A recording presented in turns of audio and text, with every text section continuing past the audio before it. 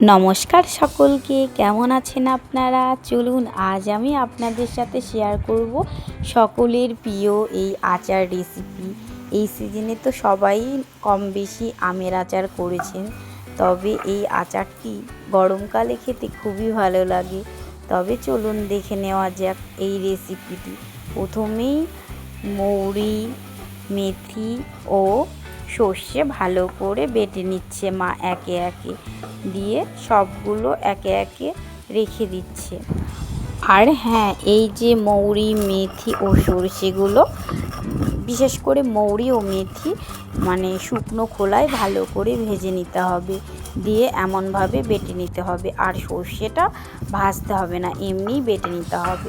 তবে চলুন রেসিপিটি দেখে নিন। প্রথমেই কড়াই গরম করে একটু তেল দিয়ে শুকনো লঙ্কা ও পাঁচফোড়ন, তেজপাতা দিয়ে তেলটা গরম হয়ে আসলে একে একে কেটে রাখা আমগুলো দিয়ে দিতে হবে।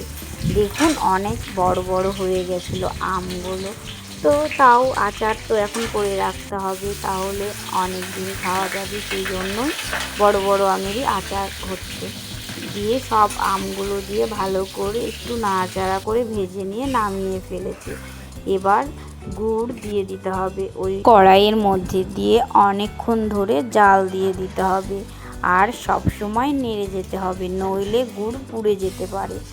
দেখুন এমনভাবে সব সময় নেড়ে যেতে হবে, আর গ্যাসটি এই সময় একটু আস্তে দিতে হবে। এবার আগে থেকে ভেজে রাখা ওই আমগুলো এই গুড়ের মধ্যে একে একে সব দিয়ে দিতে হবে। দেখুন সব আমগুলোই দিয়ে দিচ্ছে একে একে।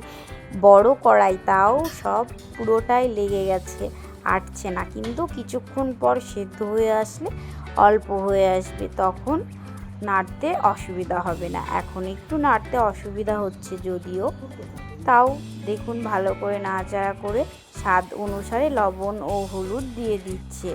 আর হ্যাঁ, লবণটা এমন সময় দিবেন, তাহলে কি হবে বলুন তো, আমটা ভালো সেদ্ধ হয়ে আসবে। এবার ভালো করে একটু নাড়াচাড়া করে নিচ্ছে, দিয়ে একটা কিছু দিয়ে ঢাকা দিয়ে রাখতে হবে। দেখুন 10 মিনিট পর ঢাকাটি খুলে আবারও নাড়াচাড়া করছে। দেখুন কিছুটা হলেও আমটা কমে এসেছে, সেদ্ধ হয়ে আসতে আস্তে আস্তে। এবার আবার আধ ঘন্টা পর দেখুন অনেকটাই কিন্তু আচার হয়ে এসেছে। এবার শুকনো লঙ্কার গুঁড়ো ও কাশ্মীরি লঙ্কার গুঁড়ো দিয়ে দিচ্ছে।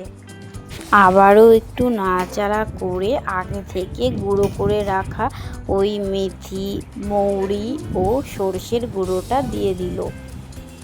দেখুন আচার কিন্তু হয়ে এসেছে, এই লাস্টের দিকেই দিতে হবে, তাহলে কি হবে বলুন তো, আচারের সেন্টটা খুব সুন্দর হবে আর খেতেও খুব টেস্টি হবে।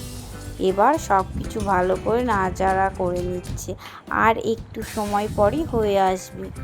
দেখুন অনেকটাই মাখা মাখা হয়ে এসেছে, তাই নামিয়েও ফেললো। আমাদের তৈরি হয়ে গেছে আচার।